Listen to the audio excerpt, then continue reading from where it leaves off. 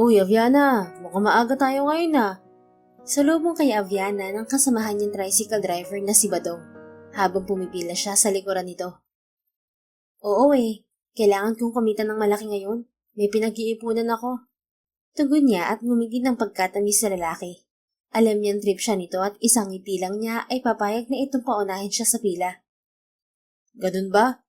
Gusto mo bang mauna na muna? Total, kanina pa naman ako rito ng alas 4. Lihim na napangiti si Aviana. Effective talaga ang kamandag niya sa lalaki. Naku, nakakahiya naman. Alam mo naman ang panuntunan natin dito sa Toda. Bawal ang singit. Pakunwaring pagtanggi niya. Iminasiwas ni Badong ang kamay sa ere. Sus, wala yun. Ako bahala sa'yo. Kumindat pa ito sa kanya. Talaga ba, Badong? Oo naman. Sige na, mauna ka na. Nako, salamat talaga ha. Hindi ko ito makakalimutan. Muli niya itong ninitian ng matamis habang umaabante. Namula si Badong sabay kamot sa may pagkakalbo na nitong ulo. Basta ikaw, walang problema, Aviana. Salamat talaga, Badong ha, sa uulitin. Naku, kahit araw-araw kang mauna, walang problema, Aviana. Malakas ka sa akin eh. Joke lang, Badong. Ikaw talaga masyadong mabait. Sige na at lalarga na ako. Sige, mag-iingat ka. Nakangiting paalam din ni Badong kay Aviana. Isang tango lang ang isinagot ni Aviana at inasikaso na ang paparating na pasahero. Ale, sa may palengke nga, anong babaeng pasahero. Dumiretso ito nang sakay sa loob ng tricycle ni Aviana. Walang problema, Manang. Binuhay ni Aviana ang makina ng kanyang pinapasadong tricycle at namaybay sa kahabaan ng daan. Nakauubong usok, gitgita ng mga sasakyan, mahiingay na busina, at mga iritableng motorista ang bumungad sa kanya paglabas niya ng highway. Hay buhay, traffic na naman. Iiling-iling na bulong niya sa sarili. Kung hindi nga lang dahil sa kapatid niya, ay baka hindi siya magkakanda kumahog na magtrabaho. Kaso, kailangan niya talaga para may maipambili ng gamot si Alvin. May sakit kasi ito sa puso. Habang patuloy na binabaybay ni Aviana ang kalsada, ay bumuhos ang malakas na ulan. Malakas na napatalak si Aviana. Lord naman, kung pauulanin mo rin lang, gawin mo ng pera para mayaman na agad ako. Ani sa sarili bago buntong hininga na ipinagpatuloy na ang pakikipagsisikan sa trapiko. Samantala, inis na inis si Kieran sa kanyang sinapit sa araw na yon. Bukod sa hindi tumunog ang alarm clock niya kanina, napakatindi pa ng sumalubong na traffic sa kanya. Damn it! Inis na pinumpok niya ang manibela ng minamanehong sasakyan. Ito ang kinaaayawan niya sa lungsod, ang trapiko. Humanap siya ng paraan upang malusutan ng halos usot pagong na trapiko. Green, green, green. Tila nag-oorasyong wika niya habang nakatingin sa stoplight. Hindi rin siya kumukurap na nakatitig doon. Yes! Bulalas ni Kira nang mag-green na ang stoplight. Lumiko siya pakaliwa. Pero hindi pa siya nakauusad ng tuluyan ay bigla namang may sumulpot na isang tricycle sa kaliwa rin niya. Mabilis siyang nagpreno pero nahagip na niyon ang gilid ng bumper ng sasakyan niya. For Christ's sake! Galit na wika ni Kieran at padarag na umibis ng kanyang kotse. Sinilip niya ang naging pinsala ng kanyang sasakyan at lalong nag-init ang bumbunan niya dahil sa nakita. Galit na hinarap niya ang driver na nakabangga sa kanyang sasakyan. Naku sir, pasensya na. Alalang wika ni Aviana na nasa tabi na pala ni Kieran. Sinilip din ito ang nangyari. Taktay na, Benz pa naman. Iiling-iling na wika ni Aviana bago muling hinarap si Kieran. Sandaling natigilan si Kieran. Akala niya ay lalaki ang nagmamaneho ng tricycle, pero babae pala ito. Nakasuot ito ng kupas na pantalong maong at t-shirt na maluwag. May suot din itong baseball cap at isang tuwalya na nakaalampay sa balikat nito, habang may belt pag sa bewang. Kaya kahit sino ay hindi aakalain na isa itong babae. Sir, boss, pasensya na ho talaga. Hindi ko ho kayo agad napansin eh. Bigla ho kasi kayong sumulpot. Paliwanag kaagad ni Aviana sa nagmamakaawang tinig. Ang mga mata nito ay namumungay rin na tila nakikiusap din kay Kieran. Marahas na pinaraanan ni Kieran ng mga daliri ang alon-along buhok. So, kasalanan ko pa to ngayon, ganun ba? Iritableng tanong niya kay Aviana. Ay, hindi ho. Pero sana man lang ho nag-signal kayo, sir. Eh di kasalanan ko nga. Bakit ba ayaw mo pang aminin na sinisisi mo ko? Alam mo ba kung gaano kamahal tong kotse ko? Milyon to. Milyon. Alam ko ho yun, sir.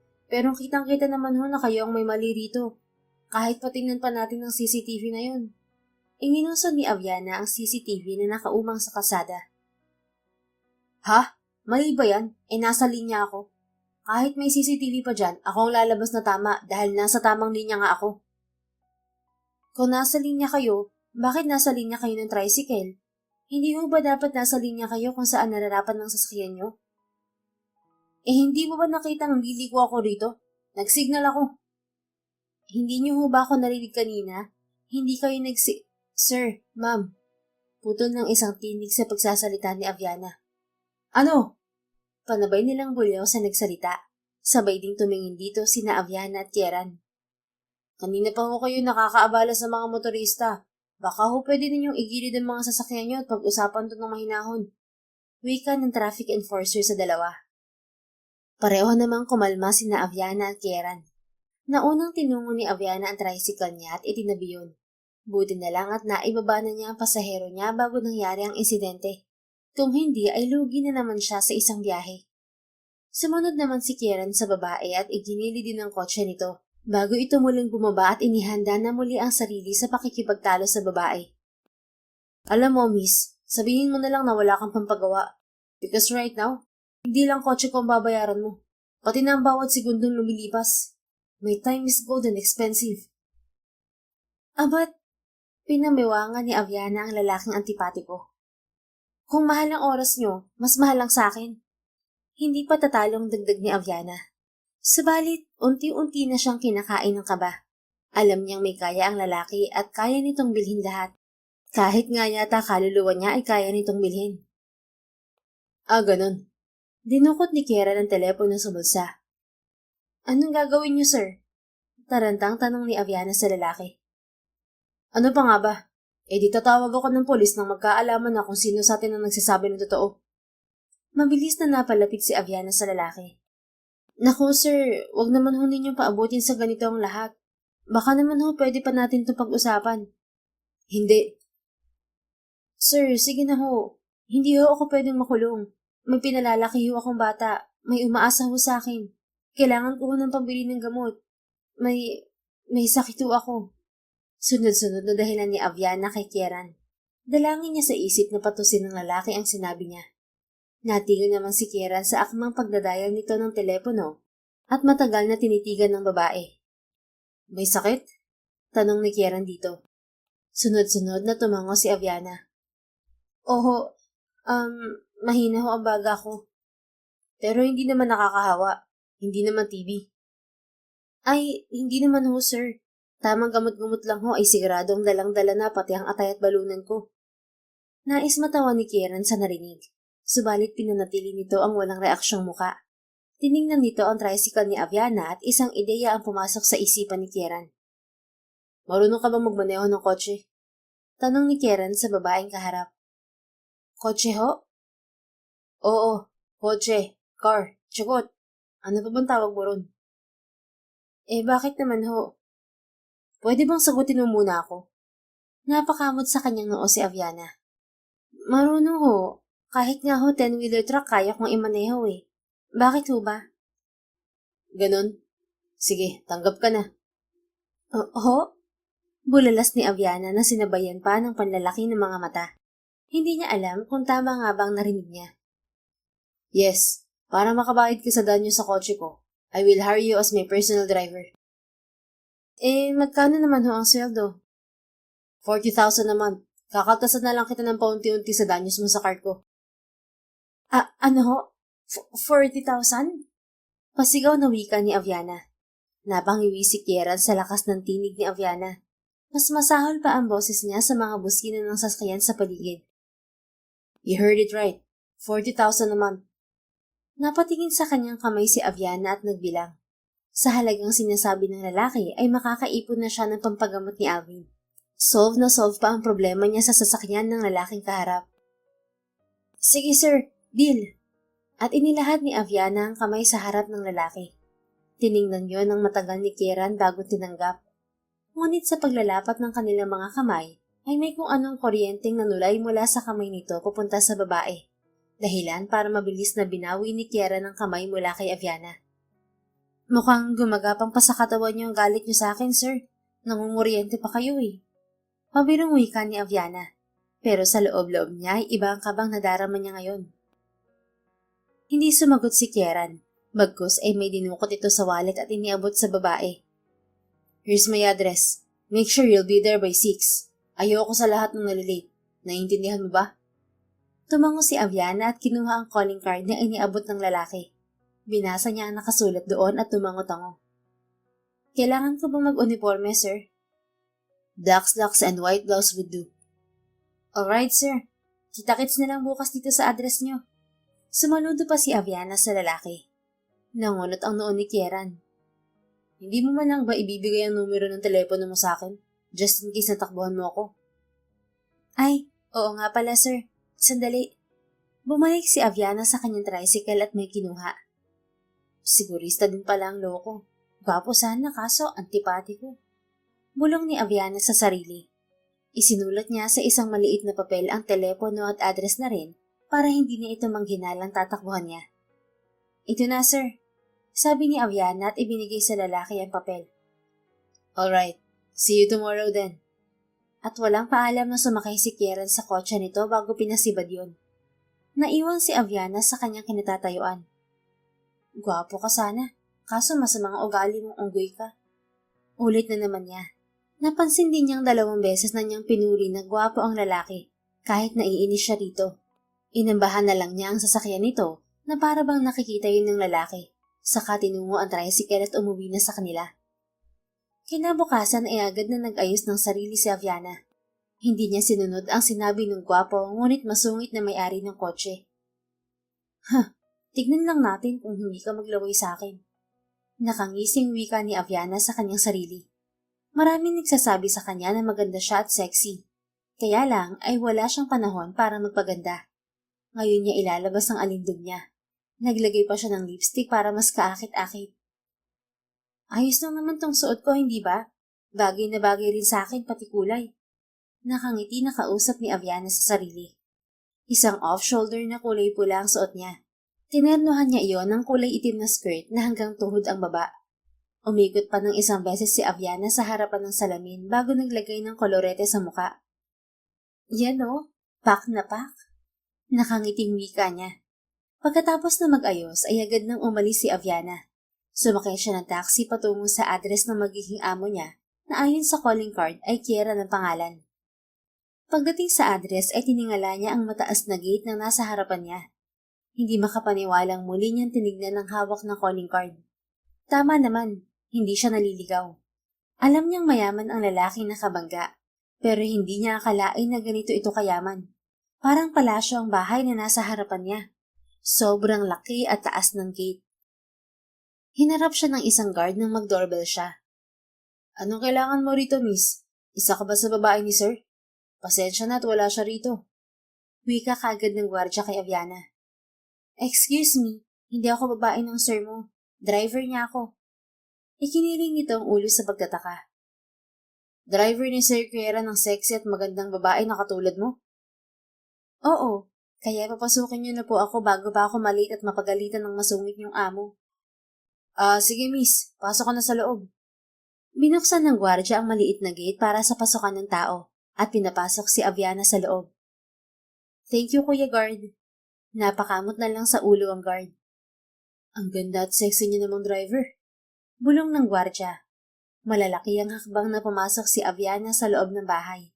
Napalingon siya nang may biglang nagsalita. Mabuti naman at marunong kang tumawad sa usapan. Anang barito ng tinig ni Kieran na ikinagulat ni Aviana. Mabilis na lumingon ang dalaga dito. Good morning, sir. Siyempre naman po may isang salita ako. Napatitig si Kieran sa itsura ng babaeng kaharap. Ang kinaiinisan nitong babae kahapon ay sexy ang suot na damit ngayon. Sandali itong natulala sa kakaibang gandang taglay ni Aviana. Napatitig pa si Kieran sa mapupulang labi ng dalaga. May dumi ba ako sa mukha at ganyan ka kung makatingin sa akin, sir? Hindi ngumingiting tanong ni Aviana kay Kieran. Tumikim si Kieran at nag-iwas ng tingin. Bakit ganyan ang suot mo? Hindi ba't sabi ko black slacks at white blouse? Bakit para kang isang sekretary ko at hindi driver? Sir, mas mainam na to ang suot ko. Wala rin naman akong ganun damit eh. At saka di makakabawa sa pagdadrive ko ang suot ko. Tumango si Kieran at nilagpasan si Aviana. Sige, tayo na at kailangan ko magmadali papunta sa office ko. Ang dami kong dapat na gawin. Copy, boss. Here's the key. Drive safely, okay? Tumango lang si Aviana sa binata. Mabilis na pinagbuksan ni Aviana ng kotse si Kieran. At nang makasakay na ng maayos ang binata, ay saka pa siya sumakay sa driver's seat at pinaandar ang sasakyan. Sundan mo lang ang GPS map. Pupunta yan sa office ko. Instruct ni Kieran. Noted, boss. By the way, miss, ano nga pala pangalan mo? Aviana po. Aviana Mataimtim. Aviana ha? Nice name. Wika ni Kieran. Anyway, ayoko sa lahat ay lutang ang isip. Sa'yo nakasalalay ang buhay ko. Kaya sana kung nagmamaneho ka, dapat nakafocus ka sa daan at hindi kung saan-saan. Maliwanag ba? Opo, boss. That's good to hear. Anyway, may driver's license ka ba? Meron, boss. Ipapakita ko na lang mamaya sa'yo. Nasa sling bag ko kasi eh. Give it to me later. May form ka mamaya na need mong i-fill out para sa mga benepisyo mo. Salamat, boss. Hindi na nagsalita pa si Kieran at nakatutok na ang mga mata sa cellphone nito, habang si Aviana ay nakapokus ang paningin sa daan para hindi sila maaksidente. Ilang sandali pa ay nakarating na sina Kieran at Aviana sa company building ng binata. Mauuna na ako sa itaas. Nasa 25th floor ang office ko. Sumunod ko na lang sa akin sa office. Wika ni Kieran kay Aviana. Bakit, boss? May pag-uutos ka pa ba sa akin? Tanong ni Aviana. Oo. Gusto kong bumili ka sa Galaxy Restaurant ng breakfast natin. Hindi pa kasi ako kumakain eh. Ibigay mo lang to at alam na nilang gagawin. Pwede ka rin namang magdagdag ng order o pagkain na gusto mo. Iniabot ni Kieran ng isang black card kay Aviana. Mabilis naman yung kinuha ng dalaga. Boss, may nakain po ba kayo ngayong araw na kakaiba? Ha? Wala naman. Bakit? Di ba kakasabi ko lang, hindi ba ako nag-aalmusal? Ang bait niyo po kasi eh. Hindi na kayo nagsusungit. Pero mas mabuti yun at mas lalo kayong gumagwapo. Don't fool me around, Aviana. Sige na, umalis ka na at gutom na ako.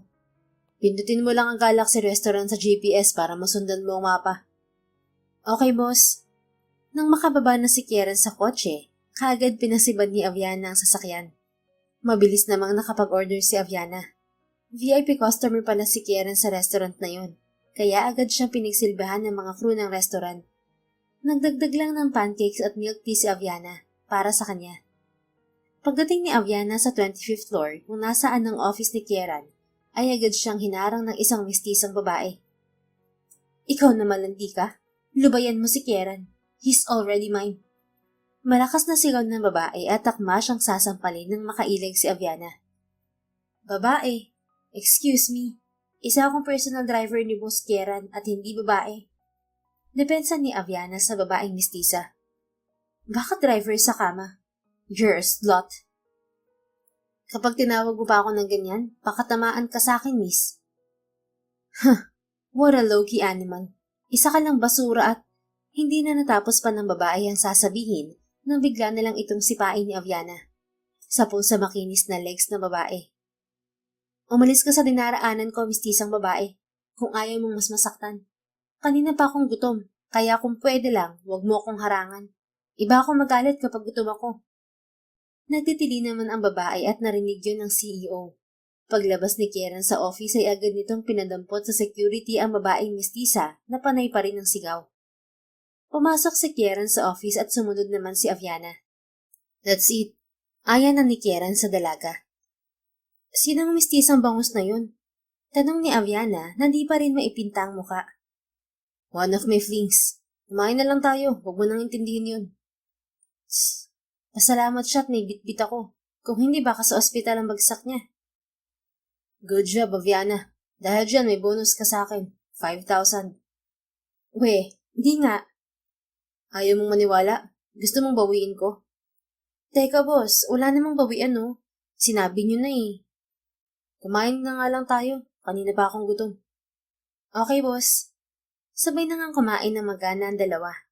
Minsan ay napapasulyap si Kieran sa bagong sexy driver. Hindi nito maiwasan na mapahanga sa taglay na ganda at kaseksihan ni Aviana. At matapang pa ang dalaga. Akalain ba nitong sisipain ni Aviana ang babae kanina? Problema talaga ni Kieran ng mga babae nito naka-fling. Wala naman itong ipinapangako pero palagi ito pinupuntahan ng mga babae sa office at bahay para maghabol ng relasyon. Katulad nga ng pangako ni Kieran ay binigyan nito ng 5,000 si Aviana dahil napalayas ng dalaga ang babaeng parang linta kung makakapit sa binata. Mukhang angel in disguise nito si Aviana kaya natutuwa ito. Nang mga sumunod na araw ay nakahanda na si Aviana para pumasok muli bilang driver kay Kieran. Ngayon naman ay isang crop top ang suot niya na tinernohan niya ng isang high-waist na pantalon. Sa araw-araw na pagtatrabaho niya sa lalaki ay palagi na lamang itong masungit. O di kaya naman utos ng utos kahit wala namang saysay ang inuutos. Aviana, papasok ka na ba? Tanong sa kanya ng kaibigan niyang si Hilda. Ito ang pinag-iiwanan niya sa kapatid kapag rumaraket siya o bumabayahe ng tricycle. Oo, best. Ikaw na munang bahala ulit kay Alvin, ha? Puno ng pakiusap ang tinig na sagot niya sa kaibigan. Oo naman, bestie. Para ano pa't naging kaibigan mo ko. Saka mas alalahanin mong sarili mo. Hindi ko alam kung paano mo ba napagtitiisan ng ugali ng boss mo. Kwento mo nga na masungit siya, di ba? Alam mo namang kailangan kong pagtiisan si Mr. Sungit, alang-alang kay Alvin, at para tuluyin na rin ako makabayad sa pagkakautang ko sa kanya. Pero, in fairness, mukhang bumabait na naman siya sa akin eh. Yun nga lang, may pagdaan na para siyang binubuwanan. Iniisip ko na lang na baka stress lang sa mga negosyo niya kaya ganun siya. Alam mo na, kung tayong mahihirap, ang problema lang ay kung paano kakain sa isang araw at kikita ng kaunting pera. Sila namang mayayaman, ang problema ay paano palalo yayaman. Saka ang dami ring empleyadong umaasa sa kanya, kaya parang pasanlagi ni boss ang daigdig. Pero minsan naman nga ay mabait siya. Bilib nga ako sa'yo, Beshi. Sa'yo na rin ang galing na ang hirap pakisamahan ng lalaking yun. Sala sa init, sala sa lamig. Akalain mong ilang linggo ka na rin palang nagtatrabaho sa kanya. Sana nga tuloy-tuloy na ang pagiging mabait niya. Wala naman akong choice. May utang nga ako sa kanya, di ba? O siya, bestie. Ikaw na muna ang bahala rito sa bahay at kay Alvin, ha? Kontakin mo ako kapag may emergency, okay? Sa sahod ko, ako ang bahala sa'yo. Isinukbit na ni Aviana ang sling bag at inayos ang buhok. Bago siya humakbang palabas ng bahay, ay pupungas-pungas na sumilip si Alvin sa kortinang nagsisilbing harang sa tulugan nilang magkapatid sa loob ng mainit na kwartong inuokupan nila. Aalis ka na po ba, ate? Tanong ni Alvin sa kanya. Oo, bunso. Nakangiti sagot ni Aviana sa kapatid. Nilapitan niya ito at hinalikan sa noo. Huwag kang pasaway sa ate Hilda mo, okay? Uminom ka sa tamang oras ng gamot mo, ha? Kapag nagpakabait ka ngayong araw, dadalhan kita ng masarap na pasalubong mamaya pag uwi ko. Umuwi ka lang ng matiwasay, ate. Okay na po ako dun. Mag-iingat ka po sa pagmamaneho mo at sa boss mong masungit. Namimilog ang mga matang sambit sa kanya ng kapatid. Marahang ginulo ni Aviana ang buhok ng kapatid, saka muli niya itong hinalikan sa noo, bago siya tuluyang na maalam sa mga to.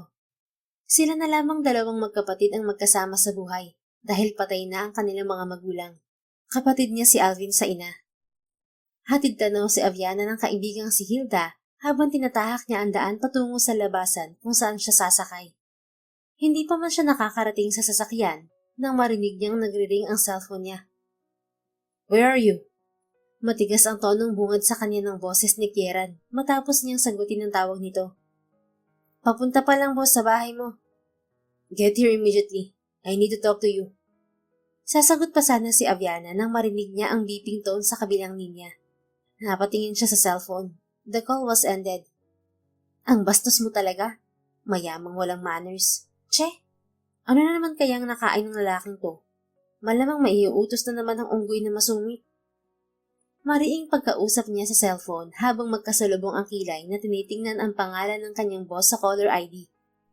Ilang saglit pa ay nasa harapan na ni Kieran si Aviana.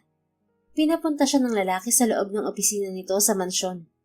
Wala yatang planong lumayas ang mokong. Ito ang unang pagkakataon na nakita niyang hindi nakabihis pang opisina ng ganito kaaga si Kieran. Sa halip ay nakasuot lang ito ng simpleng puting t-shirt at shorts na pambahay. Bahagya ding gulang buhok nito at nanlalalim ang mga mata. Sa kabila niyon ay hindi naman nakabawas yun sa aking kagwapuhan ni Kieran. Ilang minutong namagitan sa kanila ang katahimikan. Si Kieran ay nanatiling nakaupo sa isa sa mga sofa sa loob ng opisina nito, habang hantarang hinahagod ng tingin si Aviana, mula ulo hanggang paa. Hindi naman magawa ni Aviana na magsalita dahil nakukonsyo siya sa paraan ng pagkakatitig ng lalaki sa kanya. Nanatili siyang nakatayo sa harapan ng lalaki. "Pwede ba kitang gawing model, Aviana?" Tanong ni Kieran nang matapos nitong pasadahan ng tingin ng dalaga. Model?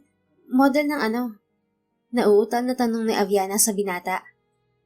"Model sana ng sasakyan kung ayos lang sa'yo. Mas malaki ang kita at benefits." Umiling-iling naman si Aviana. "Pasensya na boss, pero gusto ko maging isang driver niyo na lang po. Hindi po para sa akin ang inaalok niyong trabaho." Malakas na napubuntong hininga si Kieran. "Kung yun ang desisyon mo ay wala akong magagawa. Nasasayangan lang kasi ako sa ganda mo at katawan. You also got the height. Bakit ba pagka-tricycle lang napili mong trabaho at driver?" "Yun lang po kasi ang alam ko at bagay sa akin dun sa lugar namin." "Sayang. Wala bang kahit isa na nag-alok sa'yo na mag-model nun?" "Wala boss. Hindi rin kasi ako gala. Palagi lang ako nasa bahay hanggang sa matutunan kong rumakit at magmaneho. Kaya pinakamalayo ko lang narating doon sa lugar namin at kalapit na barangay. Wala naman sigurong pupunta sa lugar namin na talent agent. Medyo squatter din kasi yung lugar namin." "I see. Kaya pala para kang lalaki nung una tayong magkita.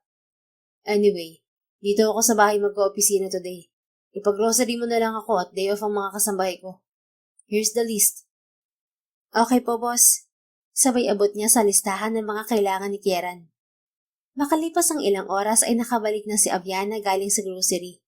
Sa pagod ay nakalimutan niyang igarahe sa tamang lugar ang sasakyan ng kanyang boss. "I told you na wag mong igagarahe ang kotse ko sa lugar na yun, hindi ba? Look what happened to my car." Salubong ang kilay at hindi maipinta ang mukha na sermon ni Kieran kay Aviana. "Naku, pasensya na't hindi ko na malaya na maling lugar pa lang parkan ko ng kotse mo." "Paulit-ulit na lang bakit ang pagsasabihan, Aviana?" "Boss, humihingi na nga po ako ng dispensa, di ba?" "Sumasagot ka pa. Sa susunod, ilagay mo sa utak mo mga bilin ko sa'yo." Ayan na mga pinabili mo. Isaksak mo dyan sa baga mo. Ang dali-dali namang ilipat, di ba? Sabihin mo lang naman na ilipat ko, gagawin ko naman. Hindi mo ba alam na ang hirap hanapin yung mga pinabili mo? Ang init-init pa sa palengke, tapos sesermonan mo pa ako dahil sa maling parking? Akala mo naman mababago ng buhay mo sa kaunting pagkakamali ko. Diyan ka na nga. Hindi ko trabaho ang mag-grocery, paalala ko sa'yo, sir. At nagtatrabaho lang ako sa'yo dahil sa utang ko. Hindi ko talaga ginusto na maging among kagaya mong mahirap ispelengin." Mahabang sagot ni Aviana, sabay tinalikuran ng binata. "Saan ka pupunta?" "Uuwi na. Hindi ba pwede?" Nakapamewang na tanong niya sa binata. "Mamaya ka na umuwi. Babayaran ko magiging overtime mo. Dahil may iuutos pa ako sa'yo." Biglang nagbago ang tono ni Kieran. Kaya naman napataas ang kilay ni Aviana. "Wow, extra service? Ano na naman ang iuutos mo, kamahalan?" "Don't be sarcastic, Aviana." "Don't be sarcastic, Aviana." Panggagaya niya sa binata. Pinigilan na lang ni Kieran na patulan ng dalaga. Totoo naman ang mga sinabi ni Aviana, kung ano-ano ang inuutos nito. Ewan ba ni Kieran? Gustong-gusto nito na palagi naiinis si Aviana. Kaya minsan ay sinasadya nito ang pang-aasar sa dalaga. Day off nga dapat ang dalaga pero pinapasok nito sa trabaho. "May kailangan akong box na nasa attic. Pakikuha at dalhin mo sa kwarto ko." Utos nito sa dalaga. "Bakit kailangan pang ako ang kumuha? Bakit hindi ka mag-utos sa mga katulong mo?" "Day off nga nilang lahat, di ba? Kaya nga ikaw ang inutusan ko." "Wow, sabay-sabay talaga? Bakit hindi ikaw ang kumuha?" "Ayokong pumunta sa lugar na yun." Nag-iwas ng tingin si Kieran sa dalaga para maitago ang ekspresyon ng mukha niya. Dahil mababanaag sa mukha ng binata ang nararamdaman sa tuwing naaalala nito ang hindi malilimutang kaganapan sa parteng yun ng mansyon. "Fine. Total babayaran mo naman ako ng overtime. Anong box ba yan? At bakit nasa attic? Bakit ba ang dami mo pang tanong? Kunin mo na lang. Isa black box na katamtaman lang ang laki. Madali mo yung mahahanap kaya kumilos ka na. Masungit na tugon nito kay Aviana. Ito na, kikilos na. Tumalima na agad si Aviana sa utos ng binata. Ang tagal kumilos. Hurry up! Hindi ho ako bingi. Nakairap na reklamo ni Aviana kay Kieran. Habang nasa attic si Aviana ay nagpunta na sa kwarto si Kieran para roon na hintayin ng dalaga. Humiga si Kieran sa kanyang malapad na kama at iniisip ang magandang mukha ng dalaga. Sa ilang linggo na nilang magkasama ay mas lalo lang na bumilis ang pintig ng kanyang puso. Hindi niya alam kung bakit sa tuwing ipinipikit niya ang kanyang mga mata ay si Aviana ang kanyang nakikita. At sa pagkagising niya sa umaga ay si Aviana pa rin ang unang pumapasok sa kanyang isipan. Alam niyang disenteng babae si Aviana. Kaya sa halip na pagnasahan gaya ng ginagawa niya sa mga fling niya noon, iniinis na lang niya ang dalaga at palaging tinatawag para makita niya ito palagi. Mula rin nang maging driver niya ito ay nawalan na siya ng ganang tumambay sa mga bar at maghintay doon ng lalapit na babae sa kanya para sa panandaliang kaligayahan. Halos kalahating oras na ang lumipas ay hindi pa rin bumabalik sa kwarto niya ang dalaga, kaya napilitan na si Kiera na sundan ito sa attic. Hey, what's taking you so long? Sigaw ni Kieran mula sa labas ng pinto ng attic na bahagyang nakabukas ang pinto. Tulungan mo ako, sir! Sigaw ni Aviana mula sa loob ng attic. Why? What happened? Natapilok ako. Hindi ako makatayo. Sobrang sakit din pa ako. What? No way. Hindi ako papasok sa lugar na yan. Ano? Paano ako makakalabas dito? Kasalanan mo naman kaya ako napunta rito. Utos ka ng utos kahit hindi ko trabaho. Bakit naman kasi ang lampa mo? Gumapang ka na lang palabas dito. Lampa your face. Hindi ko naman ginusto na matapilok, no? Hindi ko kasi napansin yung nakaharang na kahon. Sige na, tulungan mo na ako, boss. Maging gentleman ka naman kahit minsan. Sigaw pa rin ni Aviana mula sa loob ng attic. I will never go inside that room. Never. Umiiling pang sagot ni Kieran, kahit hindi naman siya nakikita ni Aviana. Di tumawag ka ng gwardiya sa main gate at silang umakay sa akin palabas. What? No way they will touch you. Sira ka ba? Maaakay ba nila ako kung hindi nila ako hahawakan?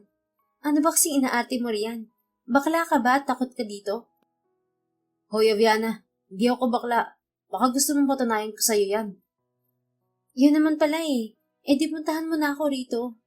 Ouch, sobrang sakit na ng paa ko. Daig ni Aviana. Tulungan mo na kasi ako, sir. Magpakalalaki ka naman. Hindi ko kayang gumapang. Sobrang sakit na paa ko. Plus dala ko pa tong lintik na box na pinakuha mo. Asar.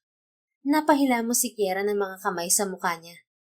Wala siyang choice kung hindi pikit matang pumasok sa lugar na ayaw na sana niyang pasukin kailanman.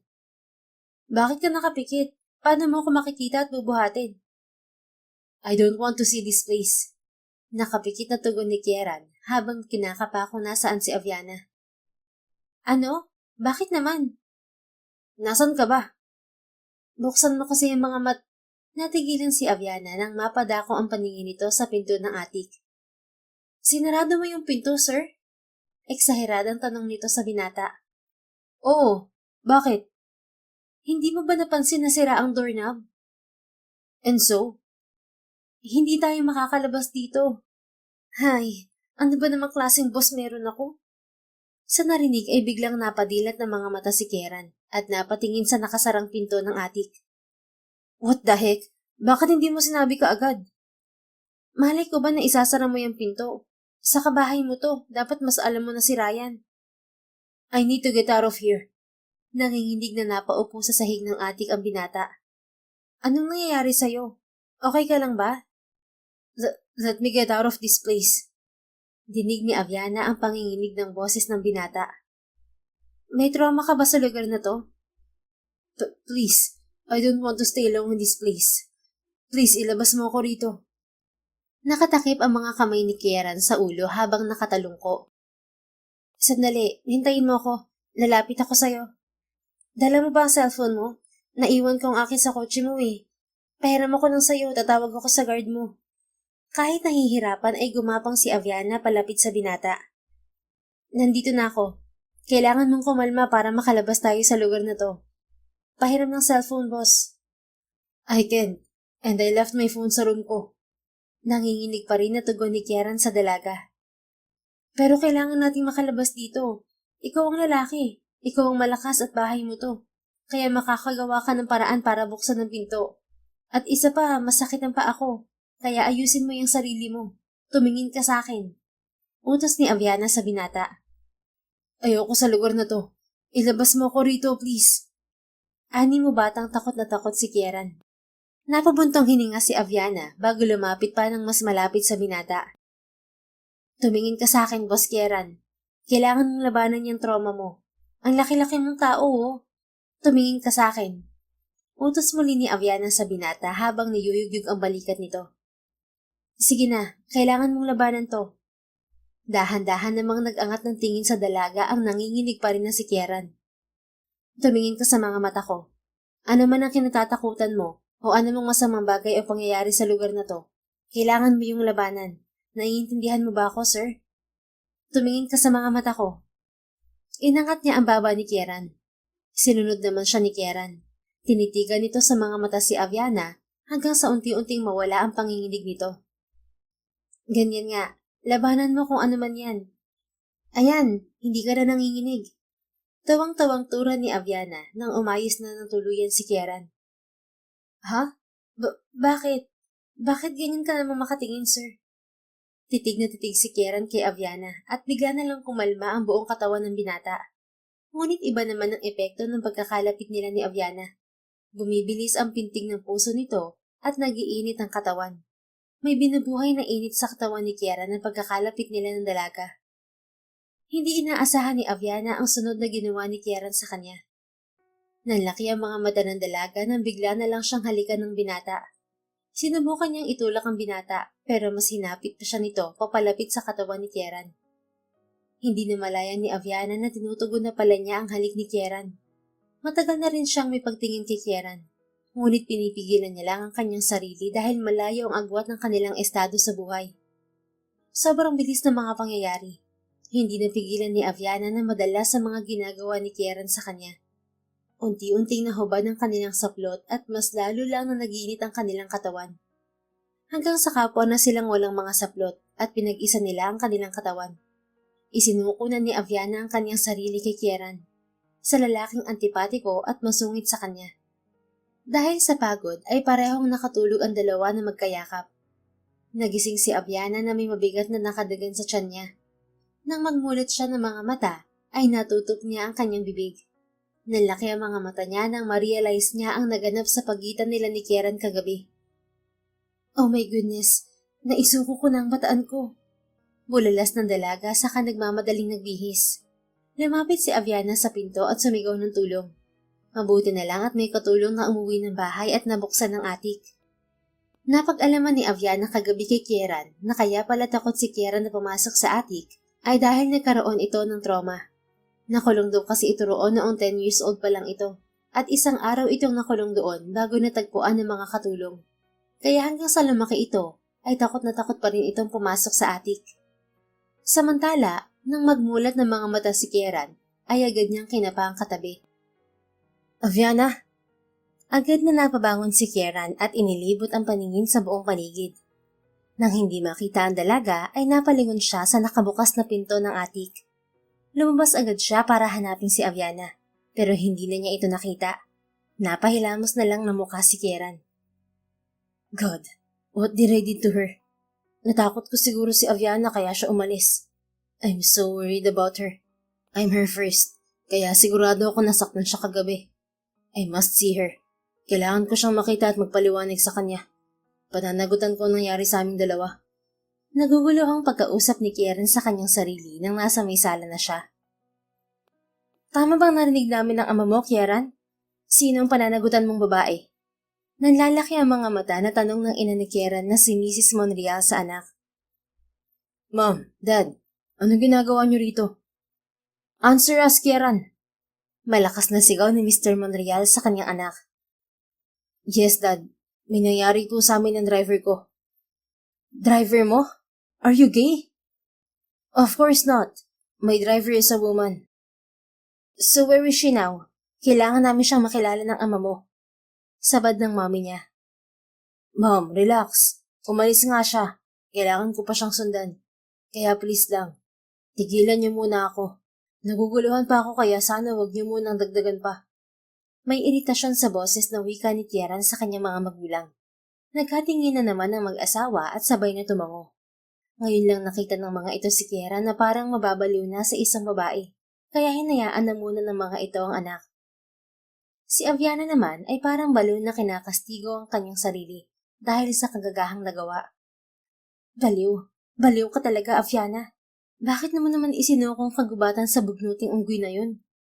Virginity na nga lang mga maipagmamalaki mo, pinamigay mo pa. Ngunit wala man lang maramdamang pagsisisi si Aviana sa sarili niya. Aminin mo man kasi o hindi, mahal mo na ang unggoy na yun. Sabi ng isipan ni Aviana. Napakagatlabi na lang si Aviana dahil tama ang utak niya. Hindi na lang simpleng pagtingin ang nararamdaman niya para kay Kieran dahil mahal na niya ang binata sa kabila ng pagiging masungit at bugnutin nito. Nahinto siya sa iniisip niya nang tumunog ang kanyang cellphone. Kaagad niyang hinugot sa bulsa ang cellphone at walang pag-aatubili na sinagot. Hello, Best. May nangyari kagabi kaya hindi ako nakauwi. Pero on the way na ako patungo riyan. Pasalubungan ko na lang kayo ni Alvin ng paborito niyong Betamax at Aviana, si Alvin. Nahinto sa pagsasalita si Aviana nang maulindigan ng garalgal na boses ni Hilda mula sa kabilang linya. Masama ang kanyang naging kutob sa pambungad nito. Bakit? Anong nangyari sa kapatid ko, Hilda? Bigla na lang nanikip ang dibdib niya at hindi na makahinga. Kaya naman isinugod ko na siya rito sa ospital. Pumunta ka na rito kaagad. Hindi ko na alam ang gagawin ko, Best. Wala itong tigil sa paghikbi habang dinedetalye ang nangyari. Binundol ng kaba ang dibdib ni Aviana. Tuluyan siyang masisiraan ng tuktok kapag may nangyari na hindi maganda kay Alvin. Ibigay mo sa akin ang address at pangalan ng ospital.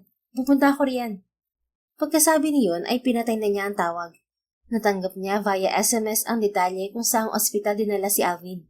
Mabuti na lang dahil maaga pa, kaya wala pang masyadong traffic. Kaagad siyang nakarating sa ospital kung nasaan ang kanyang kapatid. Aviana! Tawag ni Hilda sa kanyang pangalan nang matanaw siya ng kaibigan sa loob ng ospital. Patakbong tinungo niya ang kinatatayuan ni Hilda. Kitang-kita sa mukha nito na nakagagaling lamang nito sa pag-iyak. Nasaan si Alvin? Kamusta ang kalagayan niya? Hindi pa siya nakakabawi sa paghinga dahil sa ganamang pagtakbo mula sa entrada ng ospital hanggang sa makarating kung nasaan si Hilda. Nasa ICU siya at kasalukuyang minamonitor. Ang sabi ng doktor, high-risk patient na si Alvin kaya kailangan ng close monitoring. Naghihintay lang ako ng update mula sa kanila. Gusto ko siyang makita, Hilda. Sinamahan siya ni Hilda patungo sa silid na kinalalagyan ng may sakit niyang kapatid. Sinilip niya ito mula sa maliit na butas ng kwarto kung saan may salamin sa pagitan. Mistulang pinipira-piraso ang kanyang puso nang makita ang kalagayan ni Alvin. May nakakabit na oxygen sa bata para hindi ito mahirapang huminga. Ang sabi ng doktor, kailangan na niya ng heart transplant na Viana. Kailangan daw natin makalikom ng at least 9 million pesos para maisagawa ang operasyon. Imporma pa ni Hilda kay Aviana na nagpahina sa loob niya. Kayum ang kamaong napaluhan na lamang si Aviana habang nakatanaw sa nakaratay na kapatid. Saan kamay ng Diyos siya kukuha ng ganoong kalaking halaga? Himala na lang talaga makakapagligtas sa kanilang sitwasyon ngayon. Diyos ko, patnubayan niyo nawa kami ng kapatid ko. Huwag niyo kami pababayaan. Taimtim na panalangin ni Aviana sa Diyos. Napakabata pa ni Alvin para pagdaanan ng ganito kabigat na pagsubok. Marami pa siyang pangarap na pwedeng maabot. Kung pwede lang na akuin ko ang sakit niya, ginawa ko na, Hilda. Hinaplos ni Hilda ang likod niya bilang simpatya. Miss Aviana mataimtim? Magkasabay silang napalingon ni Hilda sa tumawag sa kanyang pangalan. Isang lalaki na sa palagay niya ay nasa late 50s ang edad. Nakasuot ng kulay black na suit at tila isang businessman ang lumapit sa kanila ng kaibigan. Ako nga po, may kailangan po ba kayo sa akin? Pasimpleng siniko ni Hilda ang kanyang tagiliran. Binayaran mo naman siguro ang utang natin sa lending, di ba? Hindi kaya maniningil yan, Best? Pabulong na tanong ni Hilda kay Aviana. Nabayaran ko na lahat ng hulugan natin this week. Wala akong atraso ngayong linggo sa mga bayarin. Yung sa susunod na linggo ang atupagin kong pag-ipunan. Tapos ito pang kay Alvin. Diyos ko, dagdag pa ang isang to. Sino ba to? Sino kaya yan? Mukhang maniningil ng lending eh. Kalat kasi ang utang ni Aviana, kaya hindi na rin niya matandaan kung sino ang mga maniningil na palaging lumalapit sa kanya. Dahil sa gabot ni Alvin kaya napipilitan siyang mangutang kung saan-saan. Pero sinisiguro naman niya na nakakapaghulog siya palagi ng bayad. Let me introduce myself. I'm Arnold Lopez, isang businessman sa Amerika. Narito ako upang ipaalam na matagal ko na kayong hinahanap na magkapatid. Nagkatinginan silang magkaibigan. Ang mga mata nila ay kapwa nagtatanong. Ikinibit ni Aviana ang kanyang balikat kay Hilda sapagkat wala siyang ideya kung ano ang pakay ng Ginoo sa kanya. Hinahanap? Bakit naman po? Wala akong matandaan na nagkaroon ako ng atraso sa inyo. Ngayon ko lang po kayo nakita. Wika ni Aviana sa Ginoo. Mahigpit na napakapit si Aviana sa braso ni Hilda. Natatakot siya na baka sa dami ng kanyang utang na binabayaran ay baka nakalimutan niya na may utang din siya sa lalaking kaharap niya ngayon. Pero wala talaga siyang maalala na may inutangan siya na businessman sa Amerika. Take it easy. I'm not a debt collector, Iha. Actually, ako ang may utang sa'yo. Nagsalubong ang kanyang dalawang mataas na kilay sa naging tugon ng lalaking kaharap. Pero sir, wala akong maalala na nagpautang ako kahit isang beses. Baka ho nagkakamali lang kayo. Ano namang ipapautang ko sa inyo, gipit nga ako lagi. Hindi ako maaaring magkamali. Ikaw ang panganay na anak ni Soledad Mataimtim, hindi ba? Tumiyok ang boses nito pagsambit sa pangalan ng kanyang ina. Nanubig din ang mga mata nito na mistulang nais maiyak habang titig na titig sa mukha ni Aviana. Kilala niyo po ang nanay ko? Oo naman. Ang totoo'y magkamukha kayo. Para kayong pinagbiyak na inidoro. Nakangiting biro ng lalaking kaharap. Pero ano pong dahilan niyo at bakit niyo kami hinahanap ng magkapatid? Nabalitaan ko ang nangyari sa kapatid mo at nalungkot ako nang malaman na meron siyang komplikadong kondisyon. Nais ko kayong tulungan, Iha. Nahigit ni Aviana ang kanyang paghinga sa naging offer ng lalaki. Ngunit naging kalakip nito ay isang pagdududa. Paano kung scammer lang yan, best? Paano kung ikaw ang maging kapalit ng tulong na yan? Duda na bulong sa kanya ni Hilda. Mapanuri na pinagmasdan ni Aviana ang lalaki mula ulo hanggang paa. Mukha naman itong kagalang-galang at mayaman. Ngunit paano kung tama si Hilda? Iha, alam ko na hindi ganoon kadali na magtiwala. Ngunit tinitiyak ko sa iyo na hindi ako masamang tao. Kung nais mo, maaari mo akong ipa-background check. Wika ng Ginoo noong maramdaman na nagdududa sila dito. Pero bakit po? Bakit niyo kami gustong tulungan? Napalunok si Arnold sa kanyang tanong. Saglit itong natigilan na sinundan ng isang malalim na buntong hininga. Dahil ako ang iyong ama.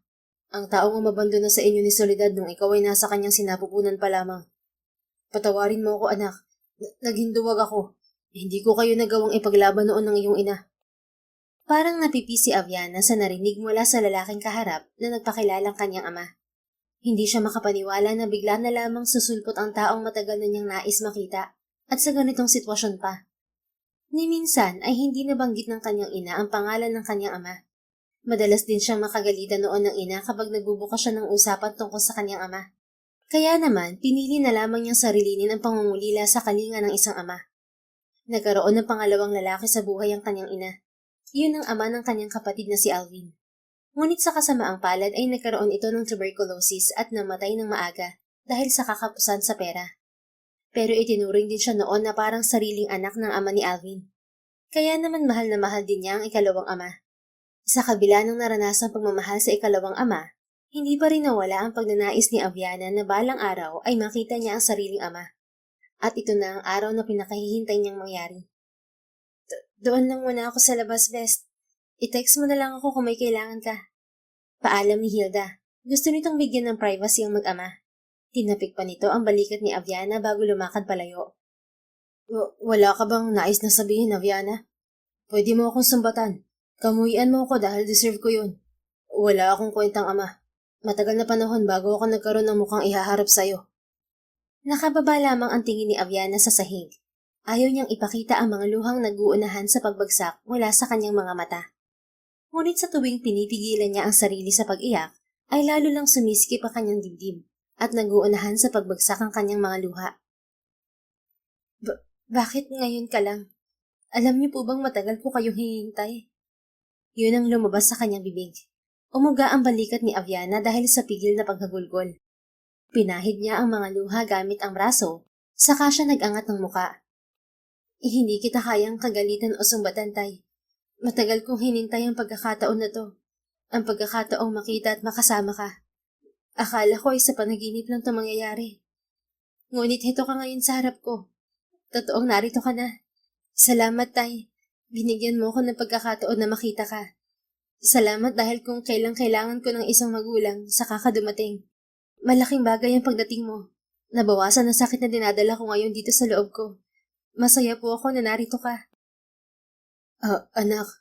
Nanginginig ang mga labi ni Arnold nang sambitin ng salitang anak. Humakbang ito palapit kay Aviana at saka mahigpit niyakap ang anak na matagal na nawalay. Hindi na kita iiwan muli, anak. Sumama ka sa akin sa Amerika. Doon natin ipapagamot ang kapatid mo. Mas advanced ang technologies doon at mas magagaling ang cardiologist nila. Mas mapapabilis ang paggaling ni Alvin. Paano niyo po nalaman ang sakit ni Alvin? Bago ako lumapit sa iyo ngayon, sinabi na lahat sa akin ng investigador ko tungkol sa inyong magkapatid. Alam ko rin nagtatrabaho ka ngayon bilang driver. Huwag ka mag-alala, anak. Narito na si tatay. Hindi mo na kailangang pasanin lahat ng problema sa pamilya. Let's go to the US, okay? Marami po akong utang, Tay. Hindi ako maaaring umalis na lamang na hindi nababayaran ng mga yun. Taon pong gugugulin bago ako makabayad ng lahat ng utang ko. Mula pa yun nang nabubuhay pa si nanay at tatay. Nadagdagan pa lalo dahil sa sakit ni Alvin. I will take care of it, Iha. Lahat ng utang mo ililinisin natin. At pagkatapos nun, lilipad na tayo patungong ibang bansa. Together with your brother. Talaga ho, Tay? Ayos lang sa iyong ipagamot si Alvin kahit hindi mo naman siya anak? Anak, ang mahal mo ay mahal ko na rin. At isa pa, wala naman sa dugo kung ituturing kong parang tunay na anak si Alvin. Anak siya ng ina mo. At gusto ko ring makabawi kay Soledad sa pangiiwan ko sa inyo noon. Ngayon na wala na siya, ako na ang tatayong magulang niyo ni Alvin. Isa pa, alam kong itinuring kang isang tunay na anak na tatay ni Alvin. Kaya naman ganun din ang gagawin ko sa kapatid mo. Mula ngayon, ako na ang bahala sa inyong magkapatid. Maaari mo nang matupad ang iba mong pangarap na hindi naalala ang pera. You can go back to studying, anak. All my wealth is for you, sweetheart. Hinintay ko talaga ang araw na to. Wala naman akong ibang anak kundi ikaw lang at si Alvin na rin. Hindi kami nabiyayaan ng anak ng namayapa akong asawa. Maraming salamat ho, Tay. Mahal na mahal ko ang kapatid ko at naging mabuting ama rin naman po ang ama ni Alvin sa akin. Kaya salamat at tinanggap mo siya. Hindi mo alam kung gaano mo ka napasaya ngayong araw na to. Walang anuman yun, anak. Ipapanalangin natin sa Diyos na mapabilis ang paggaling ni Alvin. Opo, Tay. Sabay tayong manalangin para sa kaligtasan niya. Hindi na nagdalawang isip pa si Aviana na sumama sa kanyang ama kasama si Alvin para roon ipagamot sa ibang bansa ang kapatid. Pumayag si Aviana sa kagustuhan ng ama kahit na may parte ng kanyang puso ang tutol dito. Matapos ang nangyari sa pagitan nila ni Kieran, ay tila mahihirapan na siyang kalimutan ng lalaki. Ang lalaking natutunan na niyang mahalin sa kabila ng hindi maganda nitong ugali. Nais man niyang kausapin si Kieran at magpaalam dito na magre-resign na siya sa trabaho. Ngunit inapura na sila ng tatay niya para maisaayos ang papeles nila ni Alvin patungong Amerika. Mabilis naman yung naproseso dahil sa emergency illness ni Alvin na kailangan ng maoperahan sa lalong madaling panahon. Agad din nakahanap ang tatay niya ng heart donor para kay Alvin. May mga tauhan itong kumikilos sa Amerika para sa kapatid niya. Upang pagdating nila sa Amerika ay ooperahan na lamang ang bata. Kinausap ni Aviana ang kanyang kaibigan na si Hilda tungkol sa kanyang naging desisyon. Sigurado ka na ba talaga sa naging desisyon mo, Best? Pwede mong ipagamot si Alvin na hindi umaalis ng bansa. Wala ka bang balak na ipaglaban ng nararamdaman mo para kay Kieran? Dismayadong tanong ni Hilda kay Aviana. Pamilya na sila kaya sobra itong nalulungkot nang sinabi niya na inaayos na ang visa nilang magkapatid. Mapait siyang napangiti. Kahit naman ipaglaban ko ay sigurado naman talo pa rin ako, Hilda. Hindi ako ang tipo niyang babae. Langit siya, putik ako. Masyadong malayong pagitan namin dalawa. At isa pa, mas importante sa akin ang mailigtas sa bingit ng kamatayan ng kapatid ko. Nais ko rin na makasama ang ama ko na matagal kong hindi nakapiling. Hindi pa naman ganun kalalim ang nararamdaman ko para kay Kieran. Kaya magiging okay rin ako siguro. Alam kong wala akong pagsisisihan sa desisyon kong to. Wala na siguro akong magagawa para mapigilan ka, Aviana. Basta wag mo akong kalimutan, ha? Padalhan mo na lang ako ng chocolates at mga branded na panty. At kung maaari, padalhan mo na rin ako ng mapapang asawa na kano. Masarap daw kasi magmahal ng mga kano. Hirit na biro ni Hilda sa kaibigan. Napangiti na lang si Aviana. Huwag kang mag-alala. Pagdating ko ron, kukunin kita. Magpapatulong ako kay tatay para makuha ka sa kahit na anong paraan. Pangako ko yan sa'yo, best. Pangako yan, ha? Pero okay lang din naman na hindi mo ko mapasunod dun. Ang mahalaga sa akin, balikan mo ko rito at palaging maalala. Tumango si Aviana bilang pagsang-ayon sa kaibigan. Ngunit ang puso niya ay parang mawawasak na sa sobrang sakit. Nagsinungaling siya kay Hilda na sinabi niyang hindi pa naman malalim ang nararamdaman niya para kay Kieran. Dahil ang totoo, ay hulog na siya sa binata na ang hirap-hirap ng umahon. Pero kailangan niyang magtiis. Uunahin niya ang kaligtasan ng kapatid kaysa sa kanyang puso. Kung kaming itinakda ng Diyos, balang araw magiging kami rin. Kung hindi naman, siguro makakalimutan ko rin siya at makakahanap din ako ng lalaking mamahalin ako ng buong buo. Wika ni Aviana sa kanyang sarili at malalim na napabuntong hininga. Habang sa kabilang banda naman ay parang baliw si Kieran kakahanap kay Aviana. Noong araw na umalis si Aviana ay sinundan niya agad ang dalaga. Ngunit wala ang dalaga sa bahay na tinutuluyan nito. Nagtanong-tanong na rin si Kieran sa mga kapitbahay ni Aviana. Ngunit hindi raw nakita ng mga ito si Aviana na umuwi. Nagpabalik-balik siya sa bahay ni Aviana pero negative pa rin. Labis na siyang nag-aalala rito. Aviana, where are you? Puno ng pag-aalala ang tanong ni Kieran sa kanyang sarili. Napahilamos pa siya sa kanyang mukha dahil sa sobrang frustration. I'm sorry kung naging pangahas ako. Please bumalik ka na. Miss na kita. Naiiyak na dugtong niya. Kagagaling lamang niya sa lugar ni na Aviana pero wala pa rin doon ang dalaga, maging ang kapatid nito. Kahit nasan ka pa, hahanapin kita, Aviana. Pangako ni Kieran sa kanya. 5 years later. Ladies and gentlemen, in a few minutes we will arrive at the Ninoy Aquino International Airport. Anunsyo ng piloto ng eroplano. Yes, we're here! Tawang-tawa na sabay na bigkas na dalawang cute na kambal na katabi ni Aviana. Napangiti siya nang makita ang excitement sa mukha ng mga ito. Halos hindi magkamayaw ang mga to sa pagsilip sa maliit na bintana ng eroplano. They seem excited to be in the Philippines. Bulong kay Aviana ng kaibigan niyang si Hilda. Of course they are. Pangarap nilang makauwi kami at makita ang bansang pinanggalingan ko. Nakangiti sambit ni Aviana sa kaibigan. And probably we can meet Daddy as well. Baling sa kanila ni Kenzo na nakikinig pala sa usapan nilang magkaibigan. Yeah, I want to meet Daddy too. Sang-ayon naman ni Kenzie sa kakambal. Children, what did I tell you about barging in the adult conversation? May diing saway ni Aviana sa dalawang anak. Sorry, Mommy. Magkapanabay na hingin pa umanhin ni na Kenzo at Kenzie sa ina. You better put your seatbelt on. We're going to land anytime soon. Utos ni Aviana sa dalawang bata upang ma-divert niya ang atensyon ng mga to. Agad namang tumalima ang mga kambal sa sinabi niya. Pero marahang nagbubulungan ng mga ito sa isa't isa na naririnig din naman niya. Napailing na lang si Aviana dahil sa inasal ng dalawang anak. Naiiling na nagkatinginan na lang silang dalawa ni Hilda dahil sa aktwasyon ng kambal. Napabuntong hininga si Aviana. Hindi niya rin naman masisisi ang dalawang bata. They were excited to know who their father was. After all, sa loob ng panahong lumipas, hindi naman niya ikinaila sa mga bata kung sino ang ama ng mga to. They often see him in the business magazine dahil laging nafe-feature sa mga yun si Kieran. Kahit sa Amerika ay sikat na sikat si Kieran sa business world. I know that look on your face best. Bulong sa kanya ni Hilda. What look? That. Iniikot nito ang daliri sa kabuuan ng mukha niya. That looked exactly. Nakikita ko lang yan kapag naaalala mo siya. Pahayag ni Hilda sa kanya ng pabulong. Masisisi mo ba ako, best? The kids often ask about him. I know hindi ako panghabang panahon na makakaiwas sa pagpupumilit nilang makilala at makita ang ama nila. And I still don't think I'm ready for that. Kung bakit ba naman kasi ayaw mo pang sabihin sa ama nilang tungkol sa dalawang batang nabuo niyo noon? As far as I know, single naman ang daddy nila, kaya wala kang masasagasaan. Kung ang inaalala mo yung estado niyo sa buhay, may pagmamalaki ka na rin naman, best. Hindi mo man kayang tapatan ng bilyonaryo mong ex-boss, pero hindi ka na rin naman papakabog sa mga na-achieve mo. Pati nga ako nadadamay sa bayayang naging hatid ni Tito Arnold sa buhay mo eh. Sumunod doon si Hilda kay Aviana at Alvin sa Amerika. Student visa ang ini-apply nitong visa at sponsor ang ama ni Aviana. Nag-aral si Hilda sa Amerika at ngayon nga ay isa na itong professional videographer at photographer. Si Aviana naman ay may kinalaman sa business ang kinuhang kurso.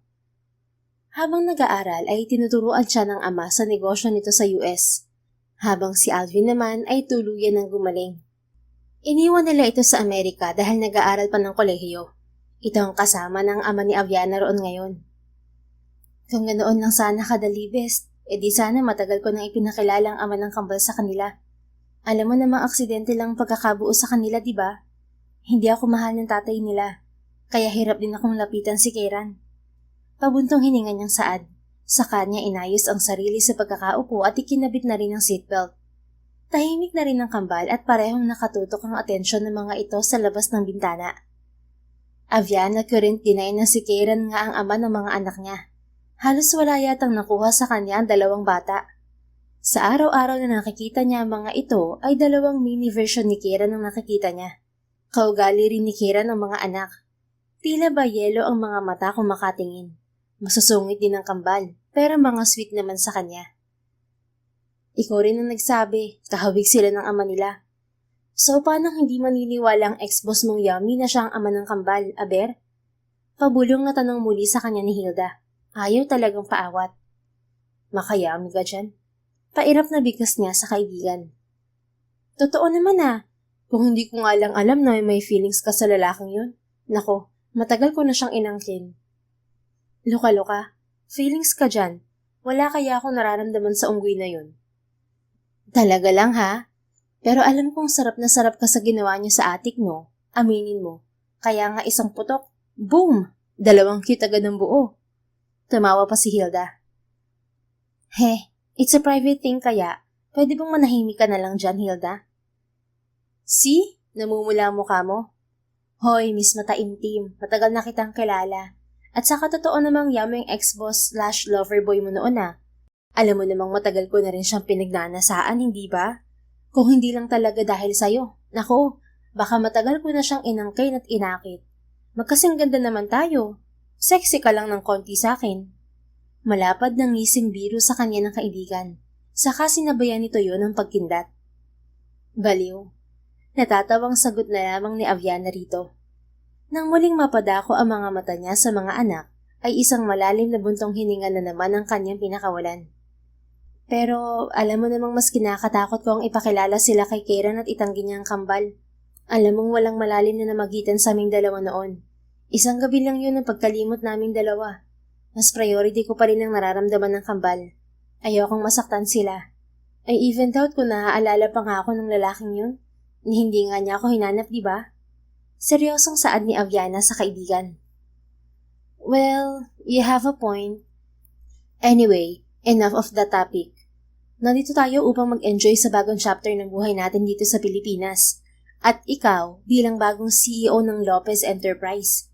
To commemorate our first day at pag-welcome muli sa'yo rito sa bansa, let me take a video of you and the kids.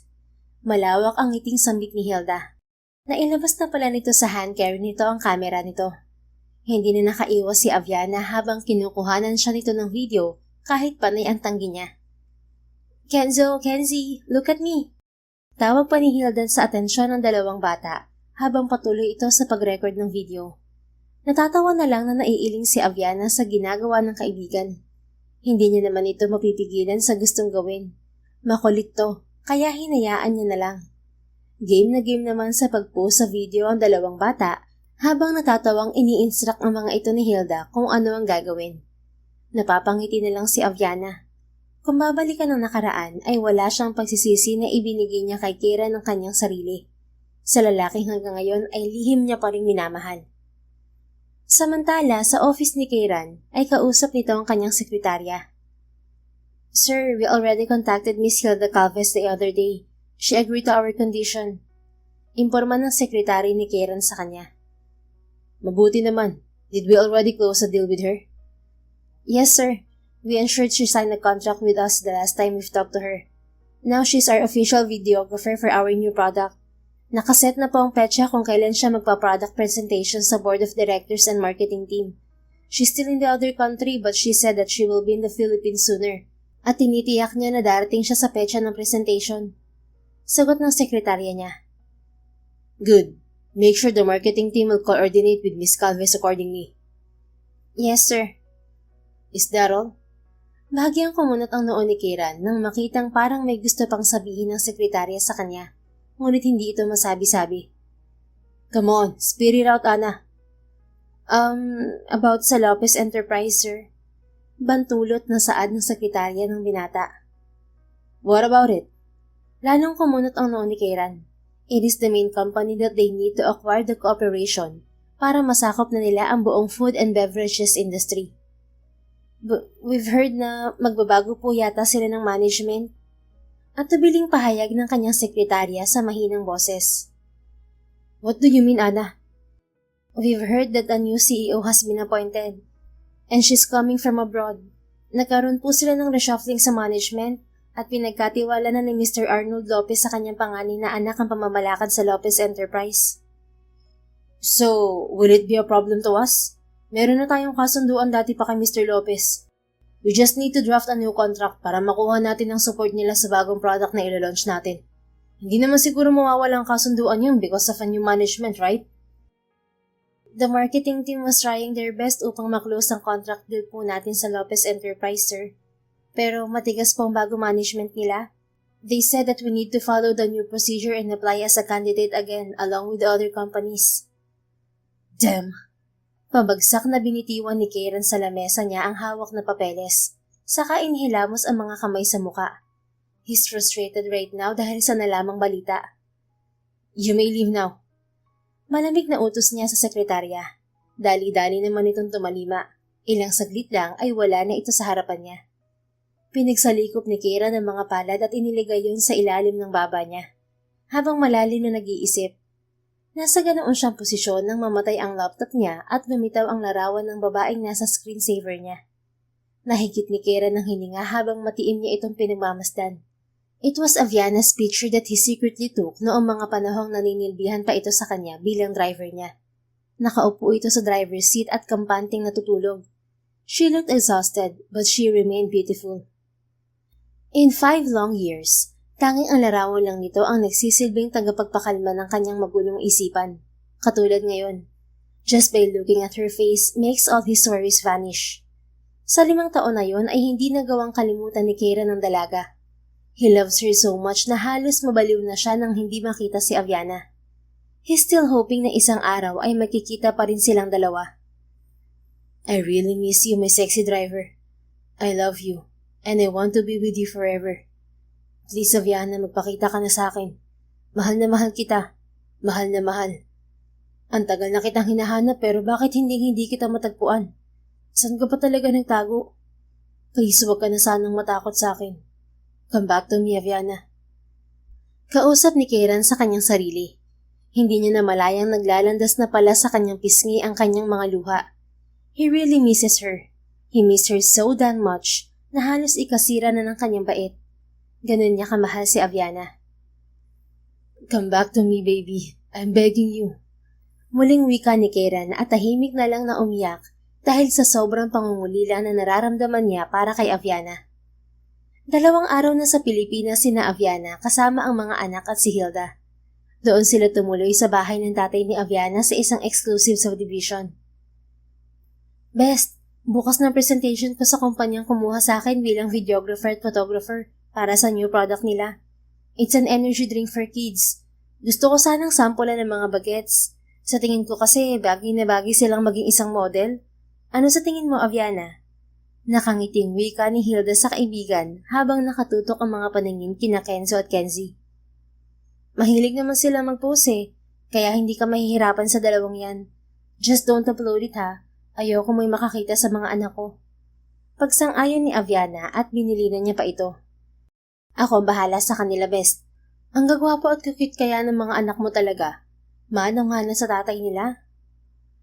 Mana rin sa akin no. Half ng jeans nila ay nanggaling sa akin. Kaya nga gwapo nila, di ba? Dahil sa nanay yun. Pero mapait ang dugo mo, kaya hindi sa'yo nagmana mga bagets.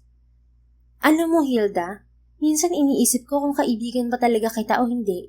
Nakakainis ka na kasi at panay ang tanggol mo sa unggoy na yun. Ikaw naman, Des, binibiro lang naman kita. Pero physical features pa lang, wala ka ng panama sa kamandag ni Kieran. Aminin mo na lang. Pangaasar pa rin ni Hilda sa kaibigan. Mahinang tinampal ni Aviana ang braso nito. He, gusto mong i-unfriend na kita ha? Ito naman, Pikon. Binibiro lang naman kita. Love you, bestie.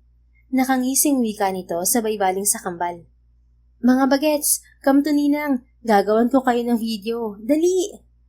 Mabilis namang tumalima ang dalawa kay Hilda. Yes po, Ninang. Para saan po ang gagawin natin? Tanong ni Kenzo na kunot ang noo. Matatas magtagalog ang kambal dahil tinuruan ng magkaibigan noon pa man. Katwiran ni Aviana at Hilda ay kailangan nilang turuan magtagalog ang mga bata upang hindi sila ma-nosebleed at para na rin mabilis makapag-communicate sa kapwa bata ang kambal kapag nasa Pilipinas. Gagawin ko kayong model mga bagets. Here, hawakan niyo itong mga bottled water. Isipin niyo na isa tong energy drink, okay? Paliwanag ni Hilda sa mga bata. Is that it, Ninang? Gagawin mo ba ulit kaming model? Tanong naman ni Kenzie. Exactly, mga babies kong pogi. Okay, we're handsome naman kaya kayang-kaya namin na pagmamodel, Ninang. Diba, Kenzie? Syempre naman, we're amazing eh. And awesome, segunda ni Kenzo. Kaya love na love kayo ng Ninang eh. Sige na. Ayusin niyo na mga sarili niyo. Shoot na tayo. Wika ni Hilda. Mabilis namang sumunod sina Kenzo at Kenzie dito. Panay ang tawa ng dalawang bata habang kinukunan ng video ni Hilda. Napangiti na lang si Aviana habang nakatingin sa mga anak na masayang-masaya sa ginagawa. Kinabukasan ay araw na ng presentation ng kinuha na videographer at photographer sa kumpanya ni Kieran. Maagang pumasok si Kieran sa opisina para hindi niya ma-miss ang magaganap na presentation. Sir, nandito na si Miss Calves. She's waiting for you in the conference room for her presentation. Imporma ng sekretary ni Kieran. Mabilis na tinungo ni Kieran ng conference room. May ilang board of directors din na nandun para panoorin ang presentation sample ni Miss Calves. Medyo natense si Hilda nang makita ang lalaking nasa loob ng conference room at nakatitig na ngayon sa babae. Hindi akalain ni Hilda na makikita nito ang ama ng kambal ngayong araw.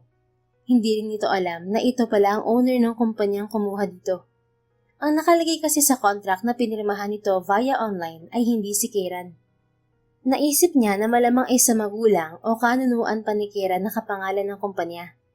Sabi noon ni Aviana ay maraming kumpanya si Kieran, kaya malamang itong food and beverage company ay hindi pa fully na kay Kieran. Good morning everyone. I am Hilda Calves and I'm going to present the sample of my video presentation for the energy drink. Please enjoy!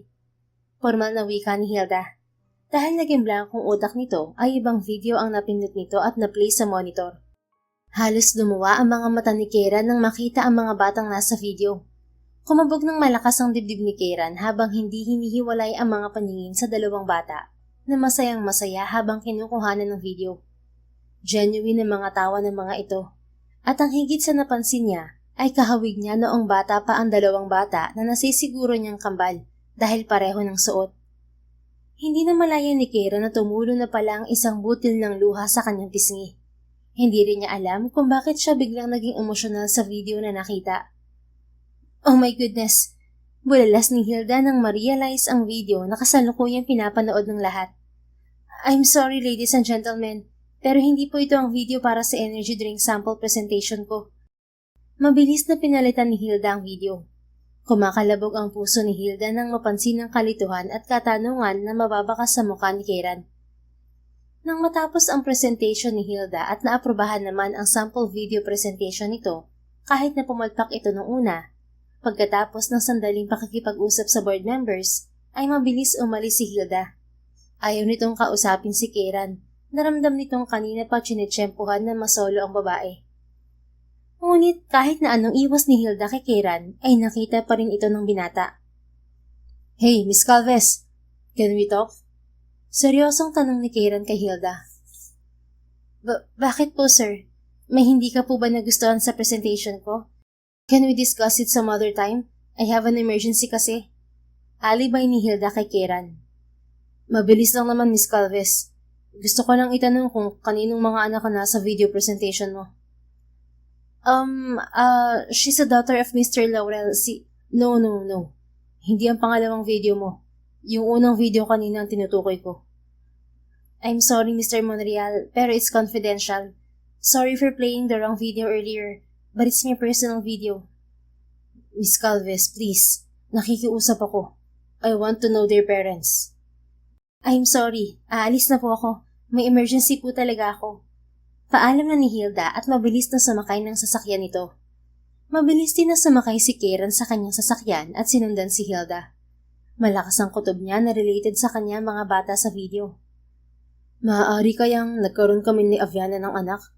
Hindi imposibleng mangyari yun. We didn't use any contraceptive when we made love. God, sana nga tama ang kutob ko. Dahil sa sobrang tense, ay hindi na malaya ni Hilda na sinusundan pala ito ni Kieran.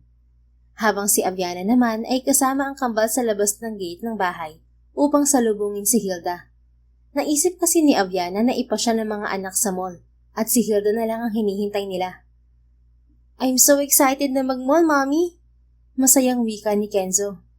Me too! Sigaw naman ni Kenzie. Nang makarating si Hilda ay namumutla ang mukha nitong nakatingin kay Aviana. Bago pa makapagsalita si Hilda ay nakalapit na si Kieran sa kanila na ikinagulat ni Aviana. Aviana? Ikaw nga. Hindi makapaniwalang bulalas ni Kieran nang makita ang babaeng kay tagal na nitong hinintay. Our daddy is here! Malakas na sigaw ng dalawang bata.